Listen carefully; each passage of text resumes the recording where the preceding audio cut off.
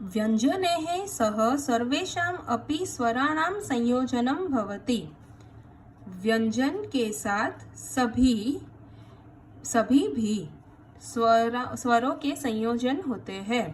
व्यञ्जनैः सह स्वराणां संयोजनेन गुणिताक्षराणि भवन्ति। व्यंजन के साथ स्वरों के संयोजन को गुणिताक्षराणि भवन्ति। संयोजन से गुणिताक्षराणि मतलब 12 खड़ी के अक्षर बनते हैं। व्यंजन और स्वर को साथ मिलके 12 खड़ी बनती है, जिसको क्या बोलते हैं? गुणिताक्षराणि। संस्कृत में हम गुणिताक्षराणि बोलेंगे। और ये देखिए, गुणिताक्षराणि वदामः लिखामः च, मतलब बोलो और लिखो। ये आपको दिया गया है कैसे 12 खड़ी बनानी है, और फिर आपको एक एग्जाम्पल दिया गया है और उसके अनुसार आपको फिर ये क वर्ग का है उसका बनाइए, जो आपने हिंदी या फिर आपकी कोई नेटिव लैंग्वेज जैसे गुजराती उसमें आपने बनाया ही होगा, वैसे ही ये संस्कृत में है। च, फिर ट वर्ग, फिर त वर्ग, प वर्ग,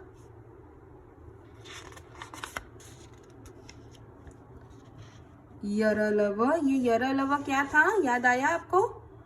जो खुद से नहीं बनता, उसके लिए हमें किसकी जरूरत होती है? किसी ना किसी स्वर की। इसे क्या बोलते हैं? अंतःस्थः वर्णाः, अर्धः स्वराः। यह भी हम बोल सकते हैं, रिवाइज किया ना हमने।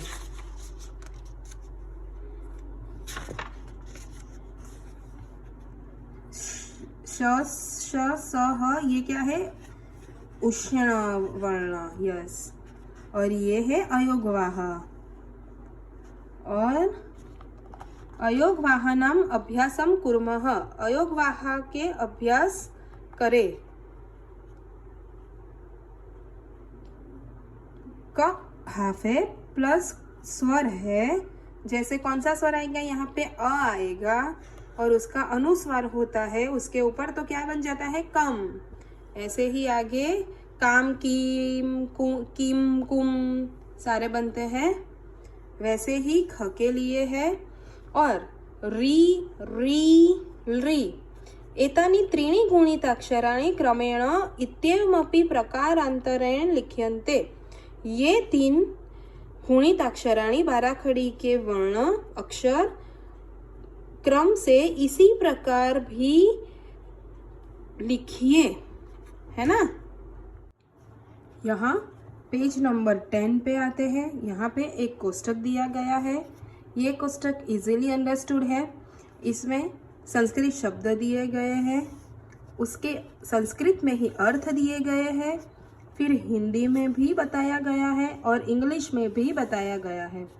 यहाँ पे आप कोष्टक अपने आप पूरा कर लीजिएगा। मातृभाषया अर्थम लिखन्तु, मतलब आपकी मातृभाषा में आप इसका अर्थ लिखना। वयम अभ्यासम कुर्मः, आओ अभ्यास करते हैं। कस्य चित्रम वदन्तु लिखन्तु च, कौन सा चित्र है? लिखिए, बोलिए और लिखिए। जैसे ये गणेश जी है, उनको क्या बोलते हैं? गणेशः। नाक को क्या बोलते हैं? नासिका। पिजन को क्या बोलते हैं? कपोतः।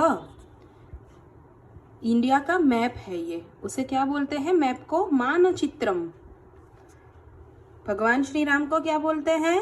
रामः। और ये डमरू है ना, उसको क्या बोलते हैं? ढक्का। फिर ये हिरन है, उसे बोलते हैं मृगः। चम्मच को बोलते हैं अवलेहकः। फिर ये हवन है, हवन कुंड है, यज्ञ कुंड है, इसको यज्ञ कुंडम बोला जाता है। और ये लेग बताया हुआ है, जिसको बोलते हैं पादः।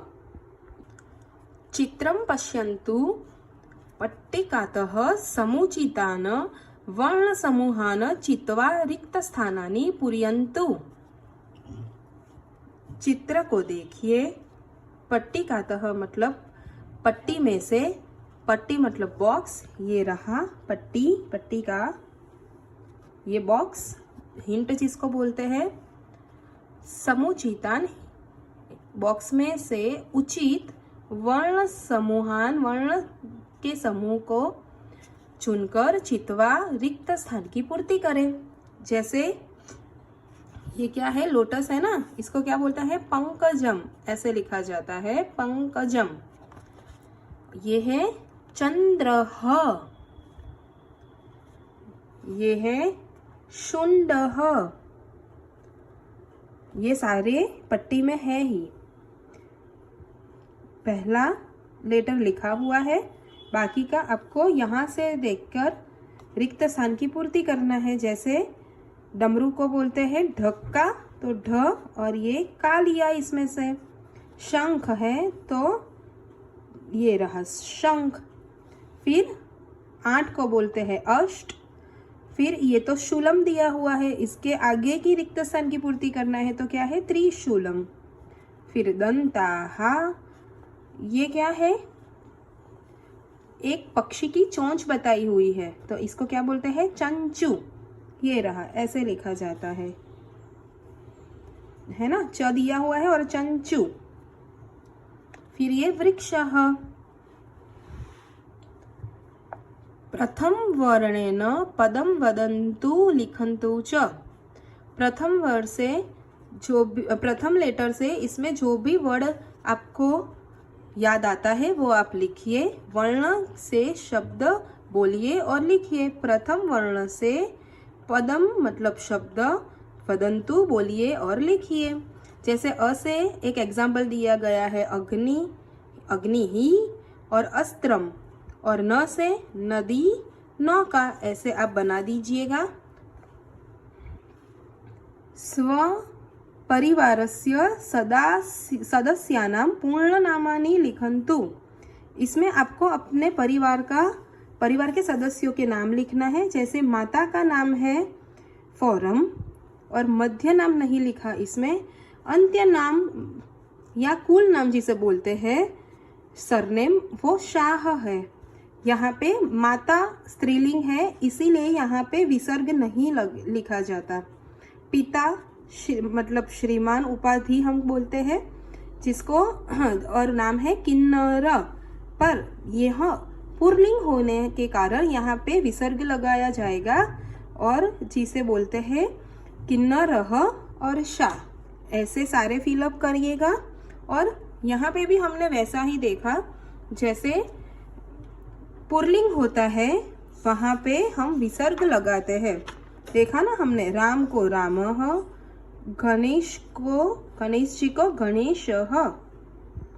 यहाँ पे हमें सूचना दी गई है कि मध्य नाम अस्ति चेद पूर्णम नाम लिखन्तु, नास्ति चेद रिक्तम त्यजन्तु। इसलिए मैंने ये रिक्त छोड़ दिया है क्योंकि यहाँ पे ऐसा लिखा है कि यदि लिखना है तो लिख सकते हैं, नहीं है तो नहीं भी छोड़ देना।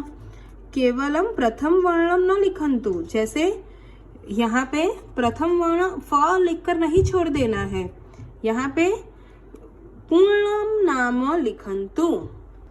कक्षायाः शिक्षकाणां च पूर्ण नामानि लिखन्तु। आपकी कक्षा के शिक्षक और शिक्षिका का पूर्ण नाम भी लिखिए इसमें। और वैसे ही अपने मित्र का नाम भी लिखिएगा। मित्राणाम पूर्णम नामानि लिखन्तु।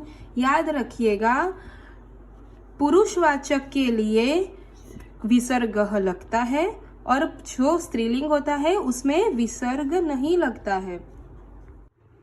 आइए कुछ चीजें हम विस्तार से समझते हैं। योग्यता विस्तरः। वर्णानाम् उच्चारणं कथं भवति इति ज्ञास्याम। वर्णों के उच्चारण कैसे होते हैं यह हम जानेंगे। ज्ञास्याम हम जानेंगे। कस्यचित् ध्वनेः वर्णस्य वा उच्चारणे मुखस्य मुख्या भूमिका भवतीति वयं सर्वे जानीमः। वयं मतलब हम, सर्वे सभी, जानीमः जानते हैं। कस्यचित् मतलब किसी भी ध्वनि वर्ण के उच्चारण में मुख की भूमिका होती है यह हम सभी जानते हैं। कदाचित् मुखेन सह नासिकायाः अपि उपयोगः भवतीति अनुभवामः। यथा जो अनुस्वार दिखाता है न, म, अं इत्यादिषु नासिक्यवर्णेषु। कदाचित् कभी कभी मुखेन सह नासिकायाः मुख के साथ साथ नासिका से अपि भी उपयोग, नासिका का भी उपयोग होता है। उपयोग अनुभवामः हम अनुभव करते हैं। कभी कभी हम अनुभव करते हैं कि मुख के साथ नासिका का भी उपयोग होता है। यथा मतलब जैसे, ये एग्जाम्पल दिए हुए हैं। अन जो अनुस्वार के साथ बोलते हैं, फिर न, म, अन जो ये चंद्र बिंदु है, इत्यादिषु मतलब आदि। मुखम च नासिका च उभौ अपि आस्ये भवतः। मुखम च नासिका च अभौ अपि आस्ये भवतः मतलब ये दोनों ही मुखमंडल में होते हैं। आस्य मतलब हेड, वो तो यहाँ पे दिया हुआ है। तो क्या बोलते हैं इसमें, मुख और नासिका दोनों ही अपने हेड में होता है। आस्यस्य आभ्यन्तरे वर्णानाम् उत्पत्तिः कुत्र कुत्र भवतीति पश्यामः। मतलब आभ्यन्तरे का मतलब होता है भीतर। वर्णानाम् उत्पत्तिः कुत्र कुत्र भवतीति पश्यामः कहाँ कहाँ होती है, मतलब हेड के अंदर, हेड के भीतर वर्णों की उत्पत्ति कहाँ कहाँ होती है। एक तो मुख से होती है और दूसरी नासिका से होती है।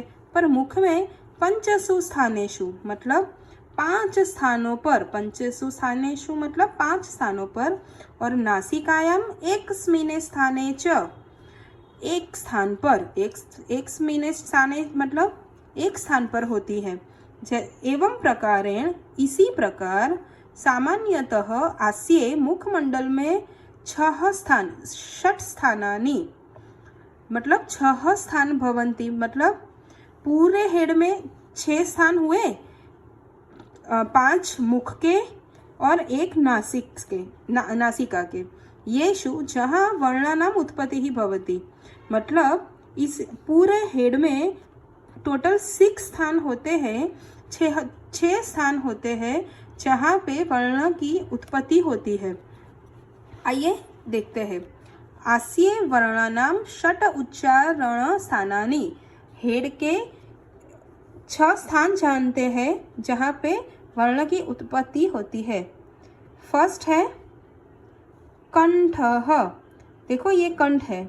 कुछ स्वर और व्यंजन यानी कुछ वर्ण हम कंठ से बोलते हैं, कुछ वर्ण हम तालु मतलब यहाँ से बोलते हैं, कुछ वर्ण हम मूर्धा से बोलते हैं, कुछ वर्ण हम दंत से बोलते हैं, या तो फिर बोलते समय हमारी जो जिह्वा होती है वो दंत से टकराती है, या फिर कुछ बोलते समय हम ओष्ठ मतलब होठ का उपयोग करते हैं, और कुछ वर्ण बोलते समय हम नासिका का उपयोग करते हैं।